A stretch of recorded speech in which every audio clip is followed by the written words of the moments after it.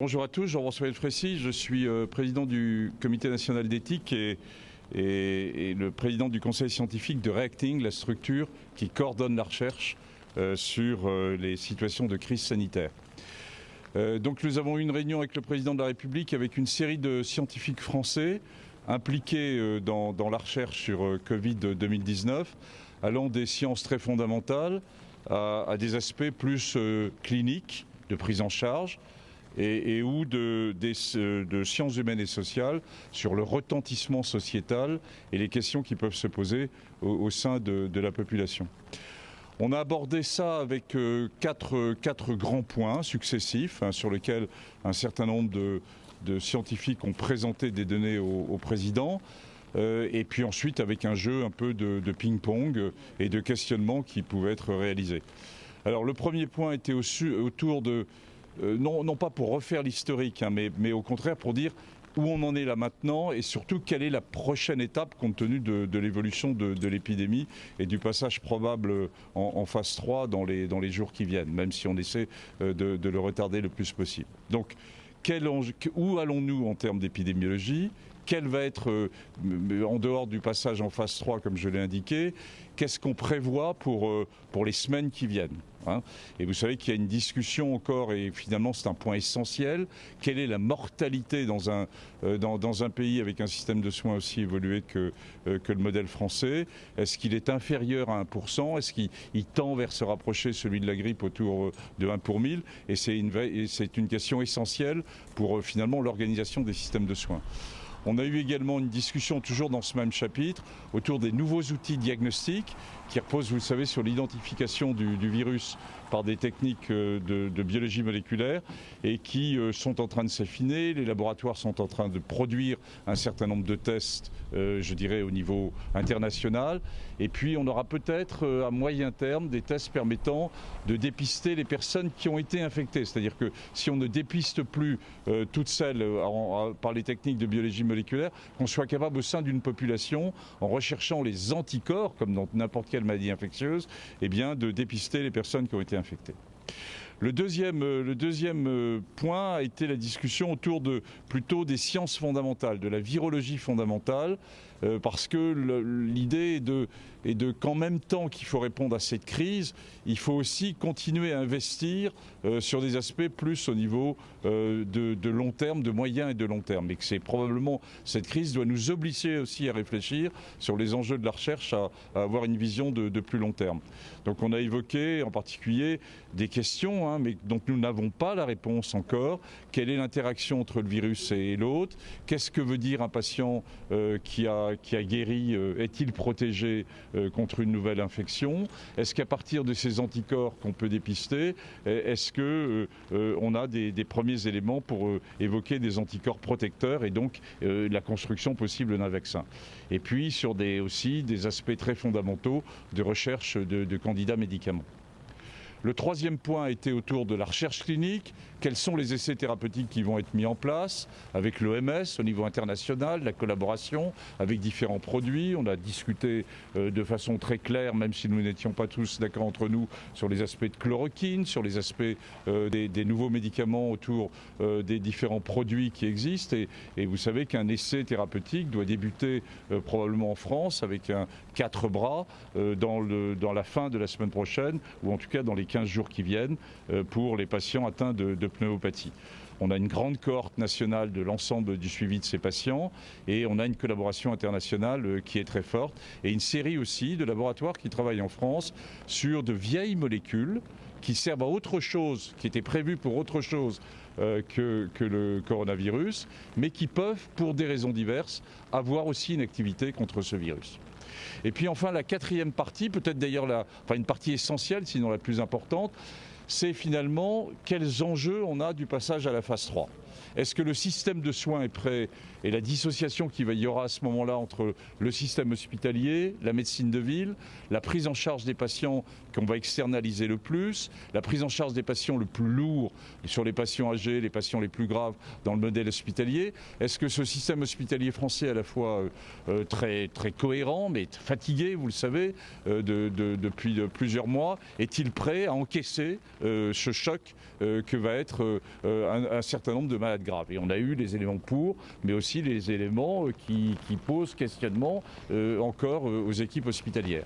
Et puis on a eu une discussion également sur les enjeux sociétaux, la perception de la société. Il y a eu jusqu'à maintenant, et c'est à peu près reconnu dans les sondages, un climat de confiance qui s'est installé. On a nos citoyens qui sont finalement pas tellement inquiets, qui le sont, mais qui perçoivent encore une forme de confiance. Jusqu'où peut-on la conserver? La transparence, bien sûr, mais avec une série de questionnements qui va arriver quand la phase 3 sera là. Et puis les enjeux éthiques, et vous savez que le Conseil national d'éthique a été interpellé, entre guillemets, par le ministre de la Santé pour rendre un avis sur les enjeux éthiques posés par cette crise sanitaire.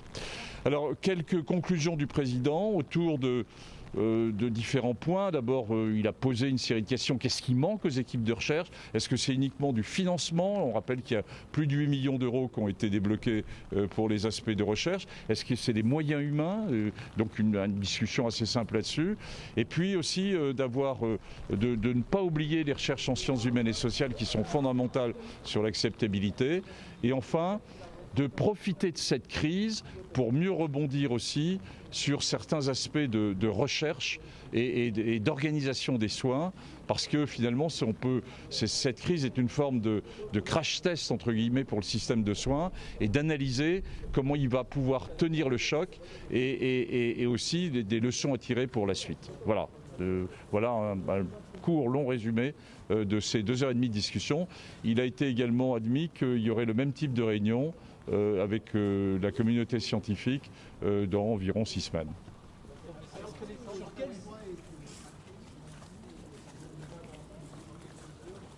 Pardon, j'ai pas entendu. Oui. Écoutez, non, on n'a pas discuté de ça dans le détail.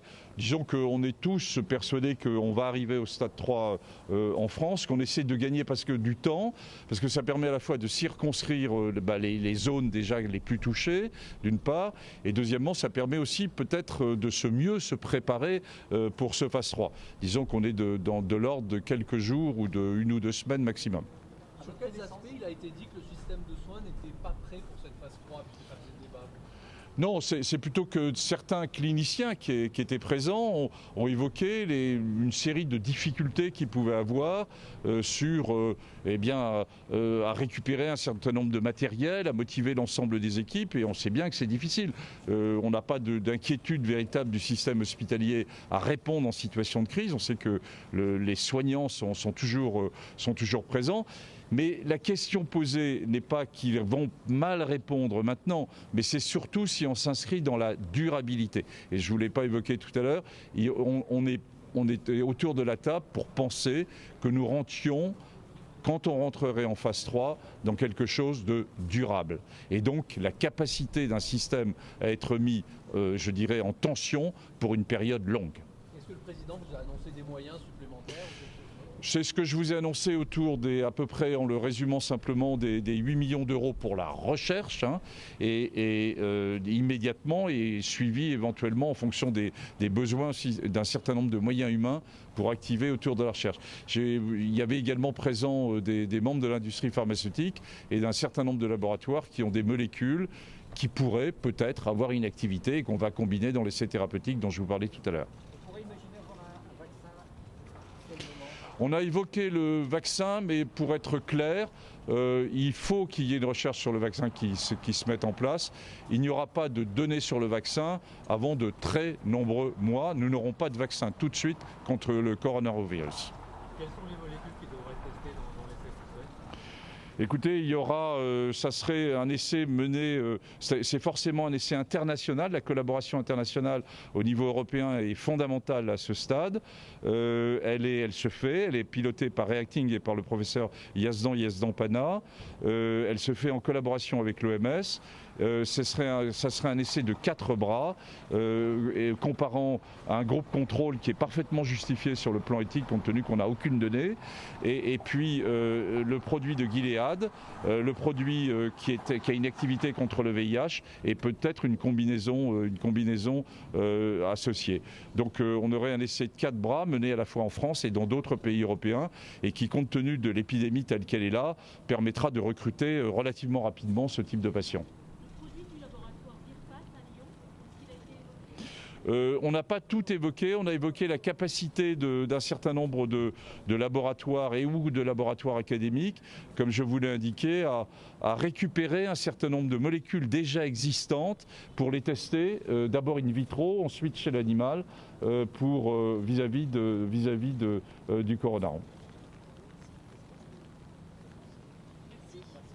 Merci beaucoup.